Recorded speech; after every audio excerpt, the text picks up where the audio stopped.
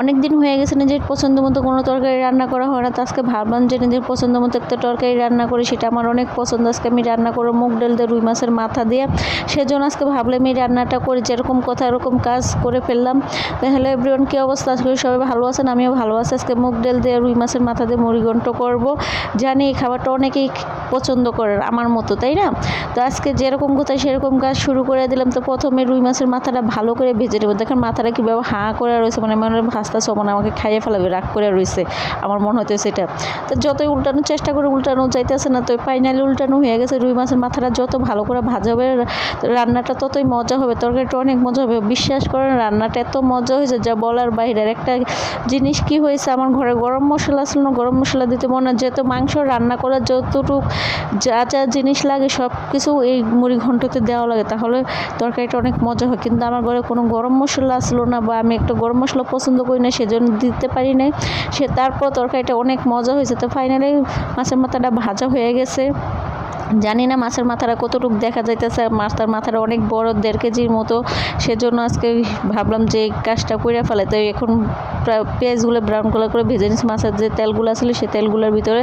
তো এখন ডালগুলো ভালো করে তেলের মধ্যে ভেজে নেব। ডালগুলো আমি আগে একটু শুকনো খোলার মধ্যে ভেজে নিয়ে একটু ভিজিয়ে রাখছিলাম, যেহেতু একটা ভিজে রাখলে দেখবেন একটা হলুদ হলুদ ভাব আসে। আর মুগ ডাল না ভাজা রান্না করলে ভালো লাগে না, একটা গ্রান আসে না। কিন্তু আগে দেখতাম আমরা যখন ছোটো ছিলাম, মারা যখন রান্না করতো মুগ ডাল দিয়ে মাছের মাথা দিয়ে মুড়িঘণ্ট, তখন এত গ্রান হতো, এত সেন্ট বাইরে, তো বলার বাইরে। কিন্তু আগের মতো সেই গ্রান সেই স্বাদ চলে গেছে কোথায় যায়। তারপর রান্নাটা অনেক মজা হয়েছে, যে এখন যে আমি ভয়েস দিতেছি, এডিট করতেছি, তরকারিটা দেখতেছে, আমার মনে মুখে পানি চলে আসতেছে।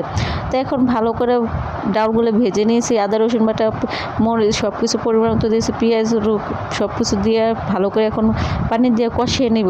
তো কথা বলতে গেলে জানি না কেন নার্ভাস ফিল হয়ে যায়, আল্লাহ ভালো জানে। তো আমার মতো কোন কোন আপনার এরকম সমস্যা অবশ্যই কমেন্ট বক্সে জানাবেন। তো এখন দেখেন ফাইনালি ডালগুলা কষানো হয়ে গেছে। এখন আমি পরিমাণ মতো ঝোল দিয়ে দিব। ডালগুলা বেশি একটা কষানো হয় না, যেহেতু আমি ধুইয়া ঘরে এসে পড়ছি, যেয়ে দেখি ঝোলগুলা শুকিয়ে গেছে, সেজন্য তাড়াতাড়ি পানি দেওয়ার চেষ্টা করলাম। তো এখন বেশি করে একটু পানি দেবো, যেহেতু ডাল হতে অনেক সময় লাগে, সেজন্য একটু বেশি করে পানি দেবো। যদি প্রেশার কুকারে রান্না করতে পারতাম তাহলে তাড়াতাড়ি হয়ে যেত। তো এখন মাছের মাথাটা দিয়ে দিলাম, ঝোল দেওয়ার যেহেতু মাথাটা একটু সিদ্ধ হওয়া লাগবে, সেজন্য একটু বেশি করে ঝোল দিয়ে দিচ্ছে। যে দেখেন এখন রান্নাটা হইয়া যাইতেছে, মানে এত মজা হয়েছে, এত মজা হয়েছে কি বলবো, বলার বাহিরে। মাছের মাথাটা তো অনেক ইয়াম্মি লাগছে, যেহেতু ভালো করে ভেজে নিয়েছি, সেজন্য অনেক ভালো লাগছে। আজকে রান্নাটা আমার অনেক দিন পর একটু ভালো করে খাওয়া দাওয়া করছি।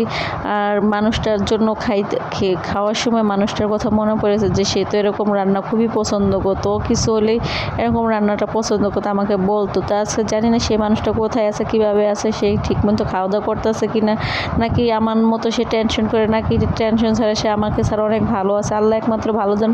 তো সবাই দোয়া করবেন যাতে আমার সংসারটা জোড়া লাগে। তো আজকে এই পর্যন্ত ভিডিওটা, পরবর্তী নতুন একটা ভিডিও নিয়ে চলে আসবে আজকে। আল্লাহ হাফেজ।